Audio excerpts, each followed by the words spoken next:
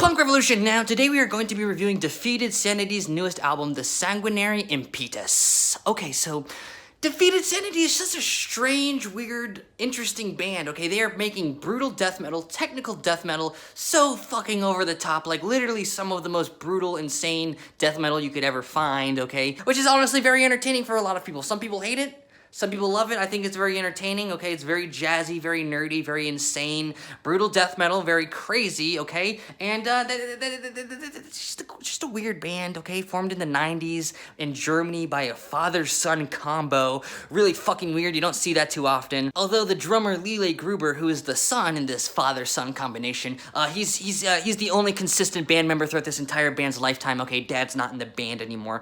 Really kind of unfortunate because that would be fucking epic. But, you know what? I'm excited for this album. Don't know what to expect because it's fucking Defeated Sanity. All I know is I can expect to get my mind fucked. So I'm excited for this. Always entertaining. Let's go ahead and start by taking a look at the album cover.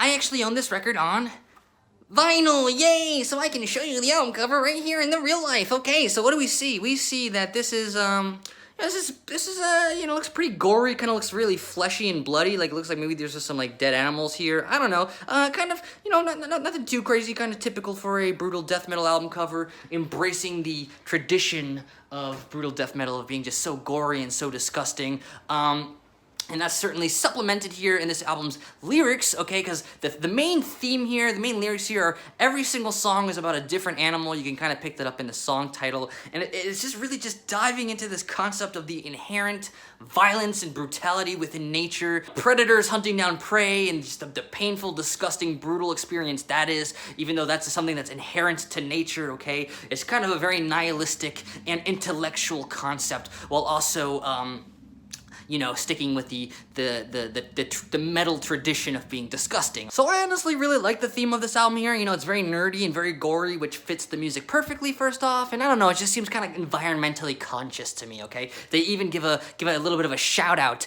to David Attenborough in the vinyl sleeve credits, okay? Kind of funny, you know, the voice of so many nature documentaries coming together with brutal death metal. It's a beautiful combination. I'm gonna be honest with you, I think a lot of people watching this video just straight up will not enjoy this at all, and that's okay. It's brutal death metal. I think, you know, if you don't like that genre, you're not gonna, this probably won't be an exception.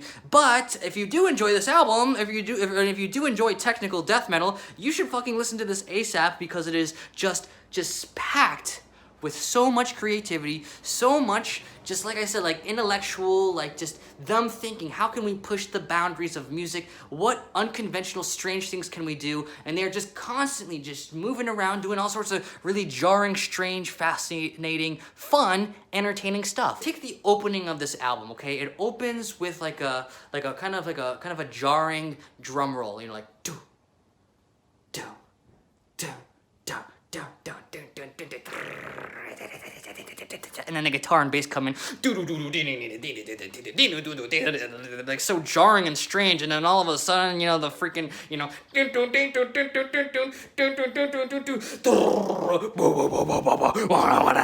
like, what the fuck is going on? There's just so much weird shit going on, okay? And like I said, some people might be like, that doesn't sound fun at all, but if that sounds entertaining to you, if you're into, you know, just experimental, strange music, you might find yourself kind of just like listening to this album dumbfounded from start to finish, because the weirdness and craziness and amazing songwriting and amazing technical ability never fucking stops. And I love the mix here, okay? Mixed by Colin Marston, okay? A big name in metal, in the NYC metal scene, okay? He's worked on a ton of different projects. Okay, he did a fantastic job mixing this, because every single instrument comes through so clearly in the mix. They don't get muddy and they don't get all dark and blurry, okay? Like I think some of Defeated Sanity's other albums do. This album is just so clear in the mix. You can hear everything come through, and every single instrument deserves it, because there's just so much fucking talent, okay? The guitar work, okay? I had the doubts because the drummer is gonna be doing the guitar work here too, okay? Holy shit, how the fuck is someone be a master of drums and then also a guitarist that's able to do this shit? It's a mind fuck. The bass here, so groovy, so fun, so catchy, so jazzy. It's just like, it's just delicious. The bass is like I don't know, it's like sometimes like there's a lot of times where I find myself like finding the bass to be the best part of the album. Vocals, you know, death metal vocals have kind of a tricky role sometimes because they need to be as brutal and disgusting as possible while also not being distracting from the incredible technical ability going on in the music. And that is certainly the case here. While the music is very much influenced by, like, you know, Suffocation and Cryptopsy and Gorguts, you know, the more, you know, the 90s death metal stuff, the vocals here are just so brutal, very clearly inspired by other brutal and slam death metal bands, just, you know, it's like disgustingness, and like I said, doesn't distract from the instruments, which is like the juice of it. And the best part of it is got to be the drums. The drums are fucking outstanding. The drums are so creative, so clever, so unconventional, just non-stop creativity shining through the drums. If you don't like brutal death metal, you don't like insane extreme music, but you like good drumming, maybe you like, you know, Hold Your Horses by Hella, you like Zach Hill there, well, you might actually be able to like this album just because if you focus on the drums, you're gonna hear some fucking insane shit. It sounds like, it's weird because it's like so technically impressive, but there are times where it has like the illusion of kind of being like improvised. It's a very jazzy and very brutal, but even though it's so brutal, sometimes it just seems like, you know, it's like da-da-da, da-da-da, like he's just like tapping on things gently, like a little bit, like he's just like it's like I said, it feels like he's improvising, just kind of going with the flow. Feels very organic, which is fucking awesome. And then there's some other weird shit here, like on fucking the 6th track, Arbor, I don't remember the title is. They got this like kind of like a little clicky thing, like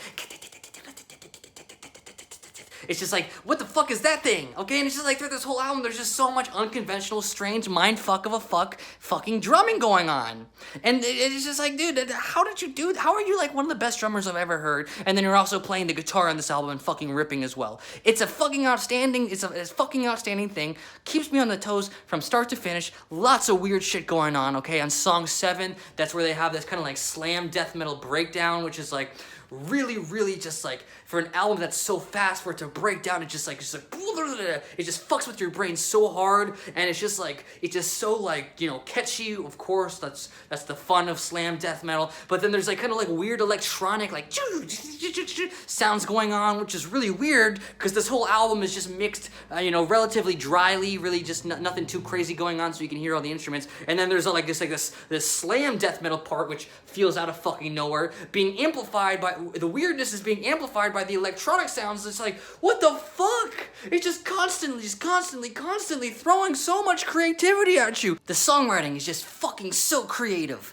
The technical ability of the musicians is fucking off the charts. Incredible talent from every single musician here. The production is wonderful. It enhances everything good about this music. It's wonderful. I love the lyrical theme. I love how intellectual it is and gruesome and how it fits with the music, okay? I love the innovation going on from the musicianship here. I've never heard freaking brutal death metal that sounds like this. And frankly, I think this is one of the best freaking brutal death metal albums I've ever heard. This is fucking outstanding. It excels in every single way. I'm giving this album a 10 out of 10. I just gave an album a 10.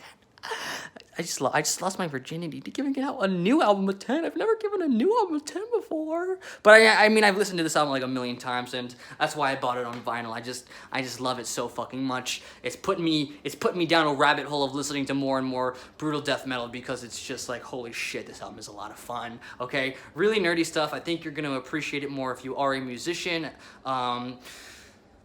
But folks, check it out if you're into death metal. If you hate metal, but you're curious about it, maybe this is a good place to start. Maybe you need to dive into the most extreme stuff to be able to appreciate the genre. And this is fucking extreme.